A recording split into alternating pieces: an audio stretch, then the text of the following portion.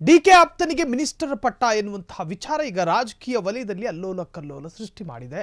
ಕಾಂಗ್ರೆಸ್ ನಾಯಕರಿಗೆ ಈಗ ಶುರುವಾಗಿದೆ ತಳಮಳ. ಹಾಗಾದರೆ ಸಚಿವ ಸ್ಥಾನದ ಆಕಾಂಕ್ಷಿಯೊಬ್ಬರ ಕನಸಿಗೆ ಬೆಂಕಿ ಬಿತ್ತ ಎನ್ನುವಂತಹದ್ದು.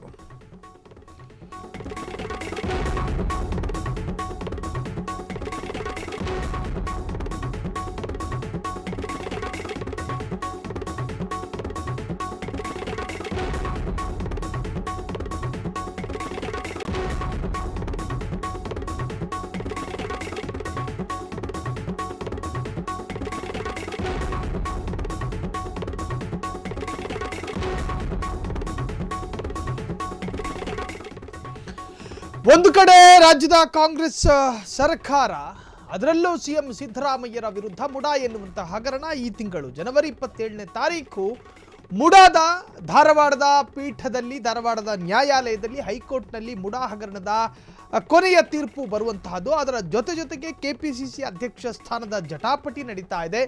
ಮತ್ತೊಂದು ಕಡೆ ಸಿಎಂ ಕುರ್ಚಿಯ ಬಡಿದಾಟವೂ ಕೂಡ ನಡೀತಾ ಇದೆ. ಸೊ ಈ ಹೊತ್ತಲ್ಲಿ ಮೊನ್ನೆ ನಡೆದ ಶಾಸಕಾಂಗ ಸಭೆಯಲ್ಲಿ ಸುರ್ಜೇವಾಲ್ ಬಂದಿದ್ರು, ಕರ್ನಾಟಕದ ಉಸ್ತುವಾರಿ.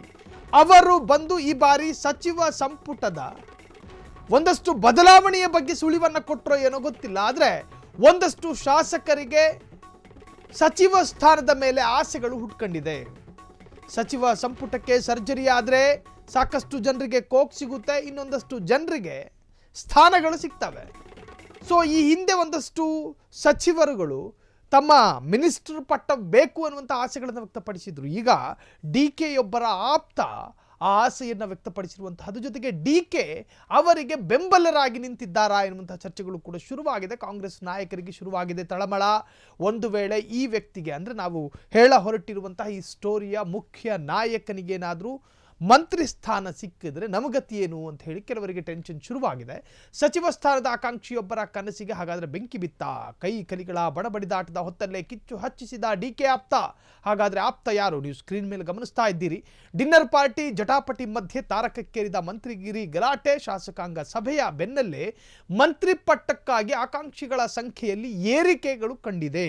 ಡಿ ಕೆ ಆಪ್ತ ಹೊಸಕೋಟೆಯ ಶಾಸಕ, ಕಾಂಗ್ರೆಸ್ನ ಶಾಸಕರಲ್ಲ ಇವರು, ಇಂಡಿಪೆಂಡೆಂಟ್ ಆಗಿ ಪಕ್ಷೇತರ ಅಭ್ಯರ್ಥಿಯಾಗಿ ನಿಂತ್ಕೊಂಡು ಶಾಸಕರಾಗಿ, ಅದಾದ ಮೇಲೆ ಕಾಂಗ್ರೆಸ್ ಬೆಂಬಲಿತ ಶಾಸಕ ಅಂತ ಹೇಳ್ಬೋದು. ಈಗ ಡಿ ಕೆ ಆಪ್ತ ಹೊಸಕೋಟೆ ಶಾಸಕ ಶರತ್ ಬಚ್ಚೇಗೌಡಗೆ ಒಲಿಯುತ್ತಾ ಹಾಗಾದರೆ ಮಂತ್ರಿಗಿರಿ ಎನ್ನುವಂಥದ್ದು. ನೋಡಿ, ಡಿ ಕೆ ಶಿವಕುಮಾರ್ ಅವರ ಪ್ರಭಾವವನ್ನು ಬಳಸಿಕೊಂಡು ಹೊಸಕೋಟೆಯ ಶಾಸಕರಾಗಿರುವಂತಹ ಶರತ್ ಬಚ್ಚೇಗೌಡರಿಗೇನಾದರೂ ಮಂತ್ರಿ ಸ್ಥಾನವನ್ನು ಕೊಟ್ಟಿದ್ದೇ ಆದಲ್ಲಿ ಡಿ ಕೆ ಶಿವಕುಮಾರ್ಗೆ ಅವರದೇ ಆದಂತಹ ಪ್ರಭಾವಗಳಿದೆ ರಾಜ್ಯದಲ್ಲಿ. ಕೆಪಿಸಿಸಿ ಅಧ್ಯಕ್ಷ ಅವರು, ಜೊತೆಗೆ ಉಪಮುಖ್ಯಮಂತ್ರಿ. ಸೊ ಉಪಮುಖ್ಯಮಂತ್ರಿ ಎಂಬ ನೆಲೆಯಲ್ಲಿ ಒಬ್ಬರಿಗೆ ಇನ್ಫ್ಲೂಯೆನ್ಸ್ ಮಾಡುವಂತಹದ್ದು ಅಪರಾಧವೂ ಅಲ್ಲ, ಅದು ಯಶಸ್ಸು ಆಗದೇ ಇರೋದು, ಅಂದರೆ ಖಂಡಿತವಾಗ್ಲೂ ಸಕ್ಸಸ್ ಆಗುತ್ತೆ ಅನ್ನುವಂಥ ಕಾರಣಕ್ಕೋಸ್ಕರನೇ ಶರತ್ ಬಚ್ಚೇಗೌಡರು ಈಗ ಡಿ ಕೆ ಹಿಂದೆ ಬಿದ್ದಿರುವಂತಹದ್ದು. ಸೊ ಒಂದು ವೇಳೆ ಅವರಿಗೆ ಸಚಿವ ಸ್ಥಾನ ಸಿಕ್ಕಿದ್ದೇ ಆದಲ್ಲಿ ಕಾಂಗ್ರೆಸ್ನ ಅನೇಕ ಆಕಾಂಕ್ಷಿಗಳು ಬಾಗಿಲಲ್ಲಿ ನಿಂತ್ಕೊಂಡು ಕಿರುಚಾಡ್ತಾರೆ, ನಮಗೆ ಯಾಕೆ ಸಿಗಲಿಲ್ಲ, ನಾವು ಕೂಡ ಅರ್ಹರು, ನಾವು ಕೂಡ ಯೋಗ್ಯಸ್ಥರು ಎನ್ನುವಂತಹ ಕೂಗಾಟಗಳು ಶುರುವಾಗಬಹುದು. ಡಿ ಕೆ ಶಿವಕುಮಾರ್ ಮುಖೇನ ಮಂತ್ರಿ ಪಟ್ಟಕ್ಕಾಗಿ ಶರತ್ ಬಚ್ಚೇಗೌಡ ಲಾಬಿ ಮಾಡ್ತಿದ್ದಾರಾ, ಸರ್ಕಸ್ ಮಾಡ್ತಿದ್ದಾರಾ? ಡಿ ಕೆ ಪ್ರಭಾವದಿಂದ ಸಚಿವ ಸಂಪುಟದಲ್ಲಿ ಸ್ಥಾನ ಪಡೆಯೋದಕ್ಕೆ ಶಾಸಕನ ಕಸರತ್ತು. ಹಾಗಾಗಿ ಈಗ ಇನ್ನೂ ಕೂಡ ಡಿಸೈಡೇ ಆಗಲಿಲ್ಲ ಸಚಿವ ಸ್ಥಾನ ಯಾವಾಗ ಪುನರ್ರಚನೆ ಆಗುತ್ತೆ ಎನ್ನುವಂತಹದ್ದು. ಎಸ್, ಈಗ ಶಾಸಕಾಂಗ ಸಭೆಯಲ್ಲಿ ಶೀಘ್ರವೇ ಸಚಿವ ಸಂಪುಟದಿಂದ ಕೆಲವರಿಗೆ ಕೋಕ್ ಸಿಗೋ ಸುಳಿವು ಸಿಕ್ಕಿದೆ. ಸಚಿವ ಸಂಪುಟದಿಂದ ಕೆಲವರಿಗೆ ಕೋಕ್, ಇನ್ನು ಕೆಲವರಿಗೆ ಮಣೆ. ಕಳಂಕ ಆರೋಪ ಸಹಿತರಿಗೆ ಕೋಕು ಸಾಧ್ಯತೆ. ಇಲ್ಲಿ ಕಳಂಕ ಆರೋಪ ಏನು ಅಂತ ಹೇಳಿದ್ರೆ, ಈಗ ಉದಾಹರಣೆ, ಈಗಾಗಲೇ ಬಿ ನಾಗೇಂದ್ರ ರಾಜೀನಾಮೆ ಕೊಟ್ಟಿದ್ದಾರೆ. ಸೊ ವಾಲ್ಮೀಕಿ ಹಗರಣದಲ್ಲಿ ಅವರ ಹೆಸರು ಕೇಳಿ ಬಂದಿತ್ತು. ಅದೇ ತರಹ ಯಾರಾದರೂ ಬೇರೆ ಶಾಸಕರ ವಿರುದ್ಧ ಅಥವಾ ಸಚಿವರ ವಿರುದ್ಧ, ಅಂದರೆ ಸಚಿವ ಸಂಪುಟದಲ್ಲಿ ಯಾರ್ಯಾರು ಸಚಿವರಿದ್ದಾರೋ ಅವರ ವಿರುದ್ಧ ಏನಾದರೂ ಆರೋಪಗಳು ಕೇಳಿ ಬಂದರೆ, ಜೊತೆಗೆ ಪಕ್ಷದ ಮತ್ತು ಕಾಂಗ್ರೆಸ್ ಸರ್ಕಾರದ ಮತ್ತು ಕಾಂಗ್ರೆಸ್ ಮುಖಂಡರ ಇಮೇಜ್ಗೆ ಡ್ಯಾಮೇಜ್ ತರುವಂತಹ ಕೆಲಸಗಳನ್ನು ಮಾಡಿದರೆ, ಜೊತೆಗೆ ಮಾಧ್ಯಮದವರೊಂದಿಗೆ ಹೇಳಿಕೆ ಕೊಡುವಂತಹ ಸಂದರ್ಭದಲ್ಲಿ ಪಕ್ಷಕ್ಕೆ ಅಥವಾ ಪಕ್ಷದ ವರ್ಚಸ್ಸಿಗೆ ಡ್ಯಾಮೇಜ್ ಆಗುವಂತಹ ಹೇಳಿಕೆಗಳನ್ನು ಕೊಟ್ಟಿದ್ದ ಸಚಿವರಿಗೂ ಕೂಡ ಈ ಬಾರಿ ಕೋಕ್ ಸಿಗೋ ಸಾಧ್ಯತೆಗಳಿದೆ. ಈ ಹಿಂದೆ ನಾವು ಸಾಕಷ್ಟು ಸಚಿವರ ಬಗ್ಗೆ ಆ ಸಚಿವ ಸ್ಥಾನಕ್ಕೆ ಕಂಟಕ ಎನ್ನುವಂಥ ಅರ್ಥದಲ್ಲಿ ಸುದ್ದಿಯನ್ನು ಬಿತ್ತರ ಮಾಡಿದ್ವಿ. ಅದರಲ್ಲಿ ಪ್ರಮುಖವಾಗಿ ಕೇಳಿ ಬಂದಿದ್ದು ಅಬಕಾರಿ ಇಲಾಖೆಯ ಸಚಿವರಾದಂಥ ಆರ್ ಬಿ ತಿಮ್ಮಾಪುರ, ಜೊತೆಗೆ ಮಧು ಬಂಗಾರಪ್ಪ ಶಿಕ್ಷಣ ಸಚಿವರು. ಸೊ ಇವರುಗಳ ಎಡವಟ್ಟುಗಳು ಸಾಲು ಸಾಕಷ್ಟು ಎಡವಟ್ಟುಗಳು ಮುನ್ನೆಲೆಗೆ ಬಂದಿರತಕ್ಕಂತಹದ್ದು. ಎಲ್ಲಿವರೆಗೆ ಅಂತ ಹೇಳಿದ್ರೆ ಸಚಿವ ಸಂಪುಟದಲ್ಲಿ ಇವರು ಇರೋದೇ ಅಧ್ವಾನ ಎನ್ನುವಂಥ ರೀತಿಯಲ್ಲಿ ಚರ್ಚೆಗಳಾಯಿತು.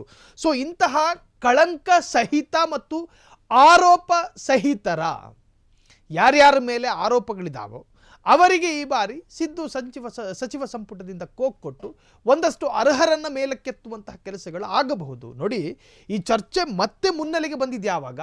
ಮೊನ್ನೆ ನಡೆದಂತಹ ಶಾಸಕಾಂಗ ಸಭೆ. ಆ ಸಭೆಗೆ ಸಾಕಷ್ಟು ಹೈಕಮಾಂಡ್ನ ನಾಯಕರು ಬಂದಿದ್ರು. ಆ ನಾಯಕರ ಒಂದು ಸಭೆಯಲ್ಲಿ ಶಾಸಕರಿಗೆ ಸಾಕಷ್ಟು ಕಿವಿ ಹಿಂಡುವ ಕೆಲಸಗಳಾಯಿತು.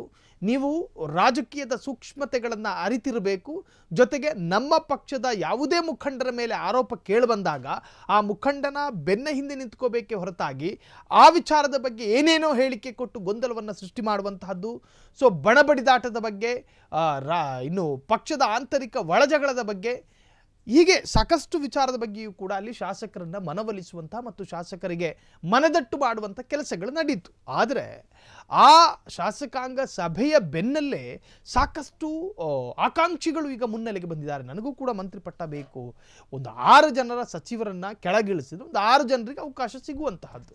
ಸೊ 6 ಜನ ನೀವು ಹೆಂಗ್ ಲೆಕ್ಕ ಹಾಕ್ಕೊಂಡ್ರು ಕೂಡ ಮ್ಯಾಕ್ಸಿಮಮ್ 6 ಜನರಿಗೇನಾದರೂ ಕೋಕು ಸಿಕ್ಕಿದ್ದೇ ಆದಲ್ಲಿ 60 ಜನ ಆಸ್ಪರೆಂಟ್ಗಳಿದ್ದಾರೆ. ಯಾರೇ ಅಂತ ಕೊಡ್ತೀರಿ ನೀವು?